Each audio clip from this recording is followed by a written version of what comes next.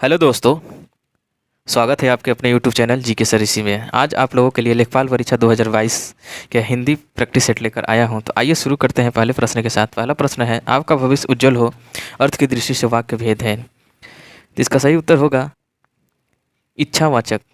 इच्छावाचक वाक्य होगा।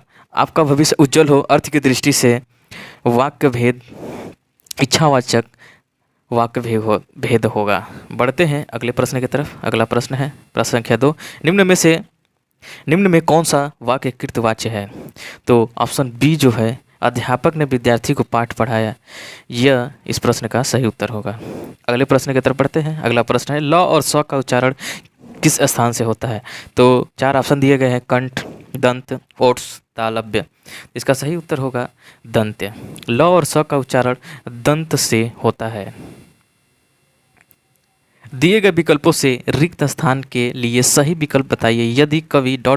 ने संस्कृत में रामायण की रचना की, तो इसका सही उत्तर होगा, 4 ऑप्शन दिया गया है जिसमें ऑप्शन ए इसका सही उत्तर होगा। बढ़ते हैं अगले प्रश्न की तरफ। स्वरों का उच्चारण 4 ऑप्शन दिए गए हैं, व्यंजनों की सहायता से होता है, अनुस्वार की सहायता से होता है, अनुनासिक की सहायता से होता है, बिना किसी की सहायता होता है। जो स्वरों का उच्चारण होता है वो होता है बिना किसी की सहायता से। अगला प्रश्न, जिस भाषा का अनुवाद किया जाता है उसे क्या कहते हैं? उस भाषा को स्रोत भाषा कहा जाता है। अगले प्रश्न की तरफ बढ़ते हैं।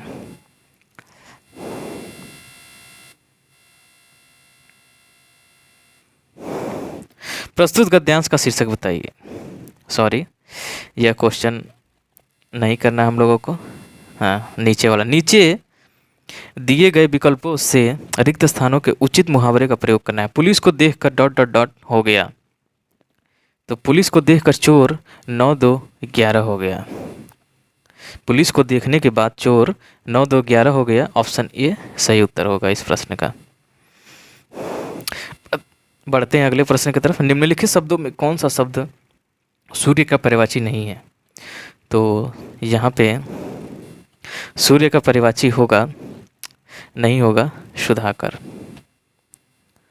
अगला प्रश्न, दिए गए विकल्पों में से अमृत का विलोम शब्द बताइए। दिए गए विकल्पों में से अमृत का विलोम शब्द पूछा गया है। तो अमृत का विलोम शब्द होता है विष। विष जो होता है अमृत का विलोम शब्द होता है। अगला प्रश्न है, श्री रामचरितमानस की रचना किस कवि ने की थी? तो श्री रामचरितमानस की रचना की थी गोस्वामी तुलसीदास जी ने। ऑप्शन सी सही उत्तर होगा इस प्रश्न का। माता पिता दोनों प्रसन्न थे। इस वाक्य में माता पिता के मध्य कौन सा विराम चिन्ह होगा?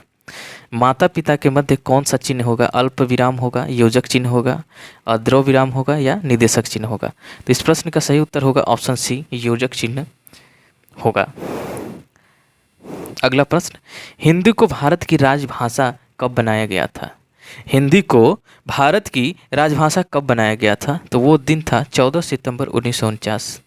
14 सितंबर 1949 को हिंदी को भारत की राजभाषा घोषित की गई थी। इसलिए ऑप्शन सी सही उत्तर होगा इस प्रश्न का। अगला प्रश्न, निम्नलिखित शब्दों में कौन सा शब्द समुद्र का पर्यायवाची है? तो समुद्र का पर्यायवाची होता है रत्नाकर। रत्नाकर जो है समुद्र का पर्यायवाची होता है। संधि के कितने भेद होते हैं? संधि के 3 भेद होते हैं,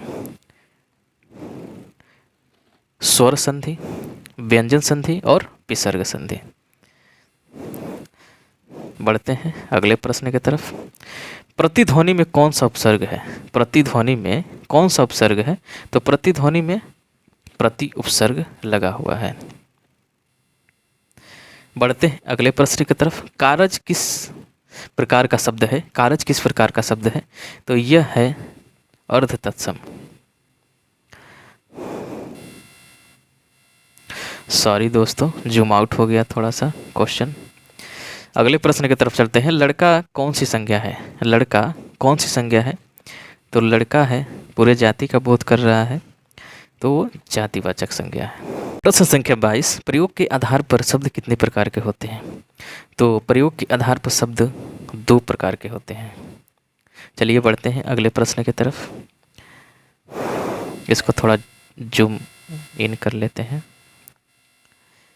प्रश्न संख्या 23 है, अधिसूचना प्रकाशित होती है। अधिसूचना प्रकाशित होती है सरकारी गजट में। अगला प्रश्न, प्रश्न संख्या 24। इस प्रश्न में कहा गया है, निम्नलिखित विकल्पों में से कौन सा शब्द सरल शब्द का विलोम शब्द नहीं है। तो सरल शब्द का विलोम शब्द होता है कुटिल, कठिन, वक्र, बट निरर्थक नहीं होता है, इसलिए ऑप्शन डी इस प्रश्न का सही उत्तर होगा। रचना के आधार पर वाक्य कितने प्रकार के होते हैं। रचना के आधार पर वाक्य 3 प्रकार के होते हैं, ऑप्शन बी सही उत्तर होगा इस प्रश्न का। संक्षेपण मूल पाठ से कितने शब्द संक्षेपण मूल पाठ से कितने कम शब्दों में लिखना चाहिए। संक्षेपण मूल पाठ से कितने कम शब्दों में लिखना चाहिए। तो इस प्रश्न का सही उत्तर होगा, 4 ऑप्शन दिए गए हैं। ऑप्शन ए आधे, ऑप्शन बी 1/3, ऑप्शन सी 3/3 और ऑप्शन डी जो है 2/3। तो इस प्रश्न का सही उत्तर होगा ऑप्शन बी 1/3। अगला प्रश्न, प्रश्न संख्या 27। जो शब्द पूर्वापर संबंध से किसी भी संज्ञा के पहले आता है उसे क्या कहते हैं। तो उस शब्द को उसको कहा जाता है सर्वनाम। ऑप्शन ए में जो दिया गया है वो इस प्रश्न का राइट उत्तर होगा। प्रश्न संख्या 28। श्रृंगार रस का स्थायी भाव क्या होता है। तो श्रृंगार रस का स्थायी भाव होता है रति।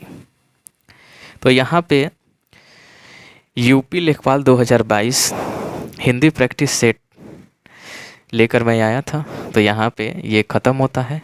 अगर मेरा वीडियो पसंद आए तो एक लाइक करिएगा, चैनल को सब्सक्राइब करिएगा। मिलते हैं इसी के अगले पार्ट में, तब तक के लिए नमस्कार, जय हिंद, अपना ख्याल रखिएगा।